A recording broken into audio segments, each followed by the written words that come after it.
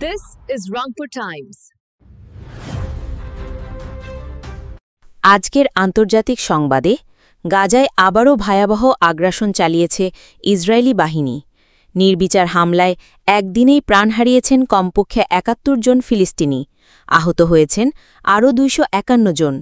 শুক্রবার গাজার স্বাস্থ্য মন্ত্রণালয় বিষয়টি নিশ্চিত করেছে। খবর আনাদলু এজেন্সির। গাজা সিটিতে সবচেয়ে বেশি প্রাণহানি ঘটেছে, সেখানে নিহত হয়েছেন অন্তত ৩৭ জন। শেখ রেদওয়ান এলাকায় আশ্রয়শিবির হিসেবে ব্যবহৃত একটি স্কুলে বোমাবর্ষণ করে ইসরায়েলি বাহিনী, এতে প্রাণ হারিয়েছেন ১২ জন। হামলা হয়েছে তুফা এলাকাতেও।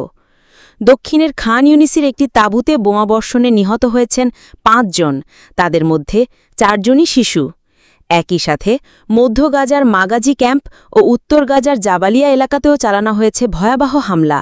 ত্রাণ সংগ্রহ করতে আসা মানুষদের ওপর গুলি চালিয়ে হত্যা করা হয়েছে আরও ৭ জনকে। এদিকে ইসরায়েলের প্রতিরক্ষামন্ত্রী হুঁশিয়ারি দিয়ে বলেছেন, হামাস যদি যুদ্ধবিরতিতে সম্মত না হয় তবে পুরো গাজা সিটি ধ্বংস করে দেওয়া হবে।